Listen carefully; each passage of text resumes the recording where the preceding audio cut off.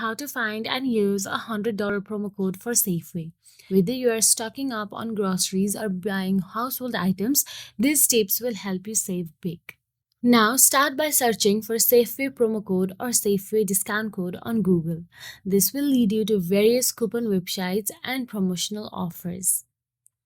After you do so, you will get to see various websites on your screen. Now, scroll down and check trusted coupon websites like RetailMeNotCoupons.com and Groupon for promo codes and discounts. These sites often list current Safeway deals. Now, once you find the valid website, simply tap on it and there you will get to see the list of offers available.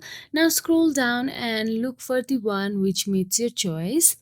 Also, once you find a promo code, make sure to verify its validity. Promo codes may have expiration dates or usage restrictions, so read the terms and conditions carefully.